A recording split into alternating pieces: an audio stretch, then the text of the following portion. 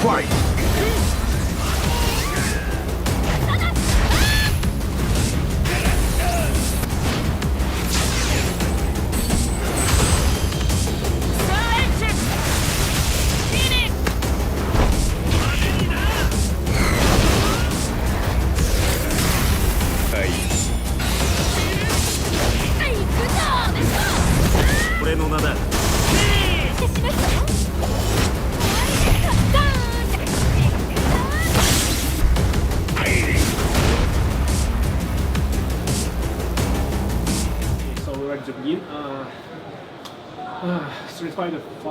Street Fighter as a series is one of the most difficult fightings.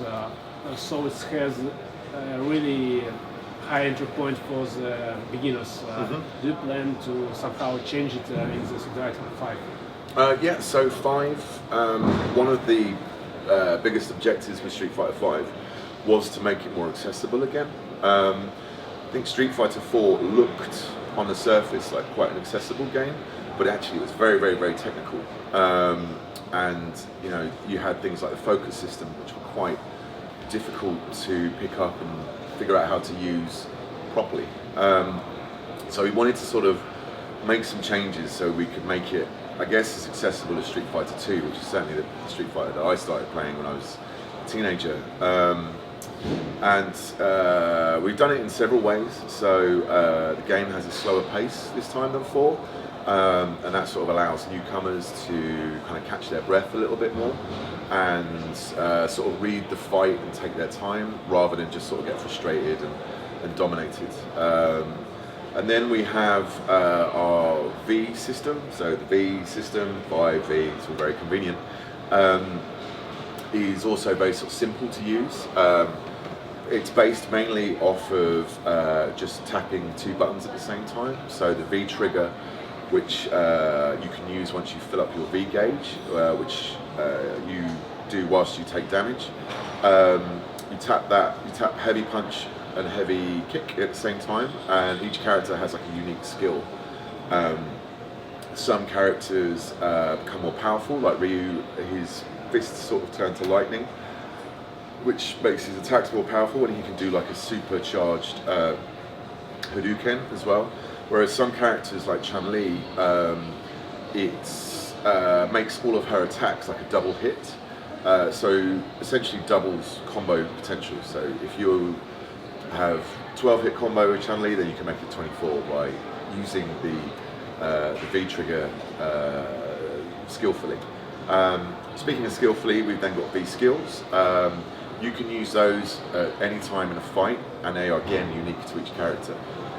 They are not tied to the V gauge, so they're there to be used at any time, and it's very accessible. It's literally medium punch, medium kick at the same time. And what we've done with that is certain games in the past were quite difficult to learn. So, for example, Street Fighter 3 had quite a complicated to use parry system. This time, the only person that has a parry is Ryu. So his V skill will enable you to be able to parry any move in the game should you be good at it. But what it means is, for 3, you had to learn parry or you'd never get very good. If you don't get on with the parry system, just don't use Ryu. You know, try another character. Zangief, for example, who we are proud to announce, bring him home to Moscow. He has an attack, like a sort of advancing guard, that feels quite a lot like a focus move from Street Fighter 4. So that's now tied just to a few characters, like Armika has a similar one as well. And again, if you don't really get on with that system, you can just try another character. So I think having 16 characters at launch, very individual and very different feeling, I think everyone will be able to find someone that they can get on with. Speaking about the V skill and the V trigger, how did you come with the idea for this? That's a was it a purpose?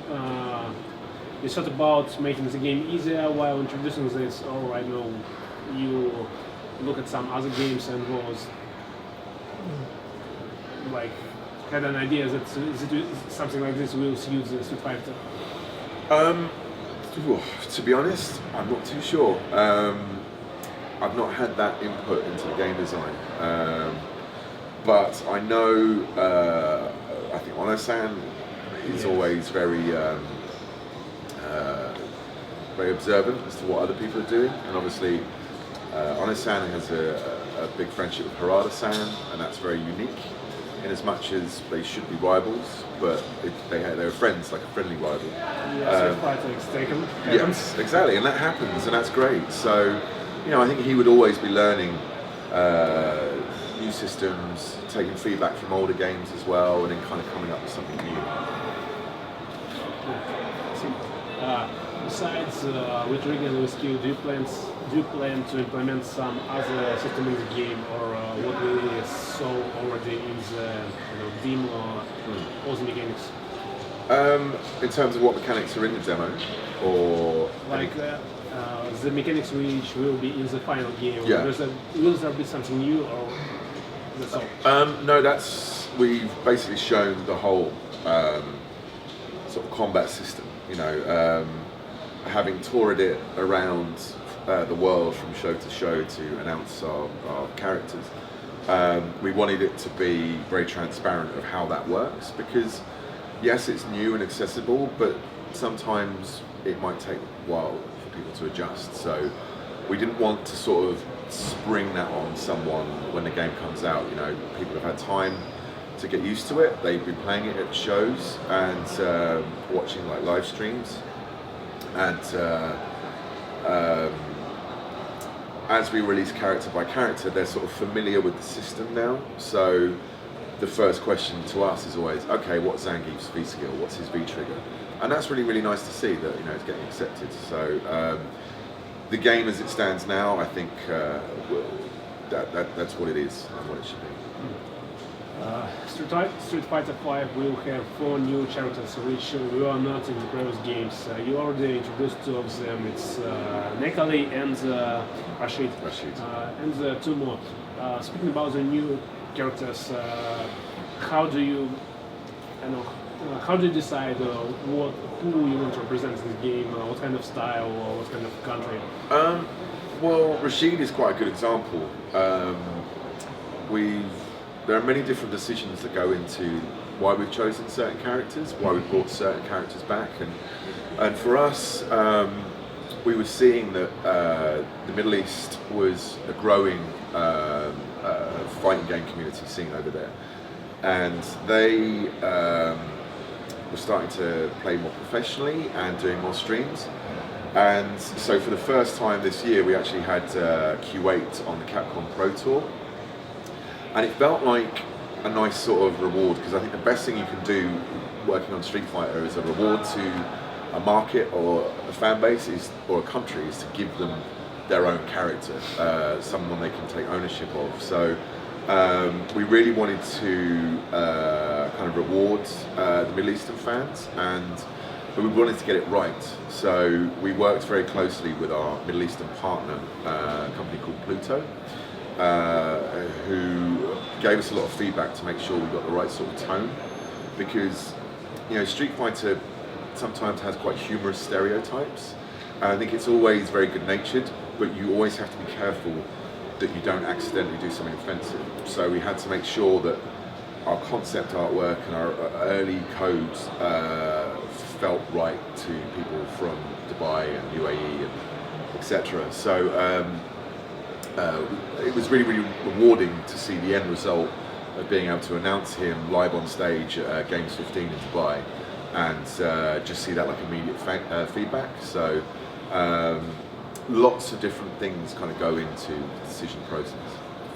Let's talk about the stages of the game. How many will be there, and do you plan to implement some kind of interaction mechanics? Because, for example, I already saw that when you fight on the street, you can jump, and when you hit, you can somehow the street signs like lose lights for a bit for moments. Yeah. But is there something besides it? In terms of the interactive stage, we've obviously shown the street market scene, and we were quite surprised and happy that there was a really, really good reaction to that. And certainly turning into a service-based platform now with Street Fighter V, and all of our content basically coming further down the line, just being digital only, means you can be very, very flexible in terms of listening to the fans. So we can make decisions relatively quickly about what to start bringing. So, you know, if people really, really like that and want to see more of it, then, you know, we can have that discussion, and we don't have to wait for Street Fighter 6. We don't have to wait for Super Street Fighter 5. There will only sort of be one version of Street Fighter 5 that will then evolve over time online. So we can make those potential decisions after the release. Mods which will be representing the game. There will be arcade mods, one versus one, multiplayer mods, some other. I can't really go into too much details about modes, but we'll have a comprehensive single player experience, but then also a massive online focus.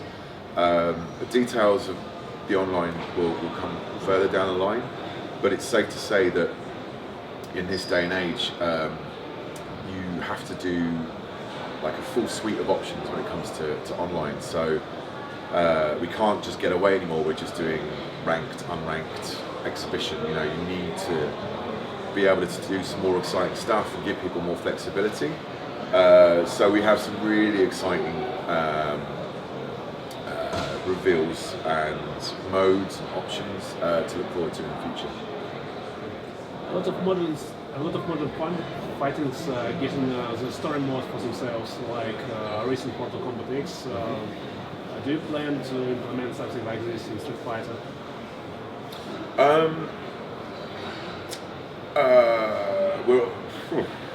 We're always looking at other fighting titles, but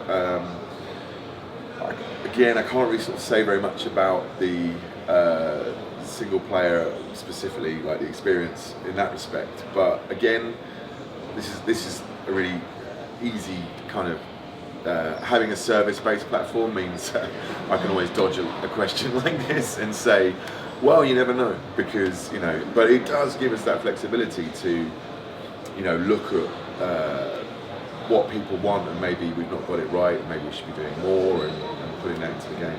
At least you're looking at possibility. Yeah. Well, one of the probably the most important part of the fighting games is the online part. So what can you tell us about this? What can you tell us about the netcode of the game? There will be a cross-platform BSPCs, I don't know. Can we talk about this? Yeah, so we're using the Kagemusha netcode, which we created for Street Fighter Cross Tekken, and we think is sort of, I guess, the leading netcode for fighting games, and we're very proud of it. And it does enable for very, very sort of smooth 60 frame per second online matches. So we're perfecting that. But we've got a big job ahead of us to obviously implement that into Unreal Engine for the first time, which is, you know, Street Fighter is on Unreal for the first time, and then making sure that crossplay works correctly. But we've at least got the tools to do that job. You know, we have an engine that's as well supported as Unreal, a netcode that we're really proud of, and also really strong support from the likes of Sony when it comes to getting our online experience right. So we've had one beta test, and we'll potentially do more, and we work very, very closely with Sony, and they're very, very supportive to help us get that right, because, you know, day one it needs to be up and running. Can we talk about the customization of the game? I mean, like getting some kind of new clothes for characters, new cars, and that kind of stuff. I know, getting new art or that kind of stuff. Do you plan to implement it, and how it will work? So we'll have a full selection of unlockables. But what's really exciting about them this time around is the vast majority of that content will be unlockable for free. So sure, if you don't have much time, you can kind of buy those things with real money. But as I said, the vast majority you'll be able to purchase with the in-game currency, which is fight money, and you earn fight money by playing a game. And as you expect, the more you play, the better you get. The more you win, the more fight money you earn, and that will allow you to unlock that content for free, which is a really nice reward for people that maybe don't have as much money but have more time, because it will be a big job. We're not giving it away for free in as much as there you go, you kind of got to earn it, put the time in, but it does help you get better at the game. You announced one interesting thing. You plan to implement new characters in the game by DLCs, and you said that you can even unlock these characters by paying fight money. I'm interested in the idea behind this, and how much will you need to play the game to unlock this one character. What the decision was, or how the decision was made? Well, about the decision, like, I don't know, your opinion about this kind of decision, and well, how much does it take? I think it's a big decision to make. From a company point of view, it's potentially quite risky. But at Capcom, we do kind of pride ourselves on listening to fan feedback, and we've been doing, I guess, a pretty good job of that recently with certain announcements and reveals. One of the bits of feedback that I think was ubiquitous and everyone sort of knew and would hear was people found it quite frustrating to have to buy different discs to get the new balancing and the new characters. So we've listened to that, and as I say, Street Fighter V will be the only game you'll ever need to buy on disc, and then the rest can basically the days of like the Ultra Street Fighter 4 are long gone, or Ultra Super, those are behind us. Street Fighter has a rich esports history. What are your plans about developing the game in this direction? Street Fighter as a series was probably one of the earliest kind of more visible esports titles. Going as far back in the days before you could watch that stuff online, you get people buying tapes and trading tapes to watch matches at Evo and things like that. Esports has obviously got huge in a very short space of time, and we are very, very interested in growing that Street Fighter esports experience.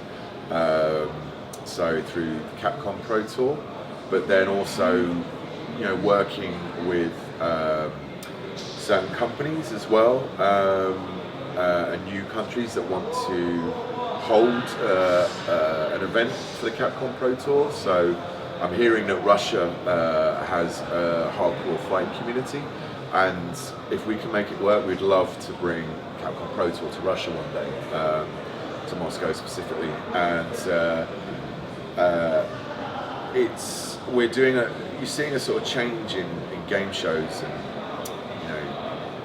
there aren't just expos now, you get esports only sort of events, so we'd love to be at more of those as well.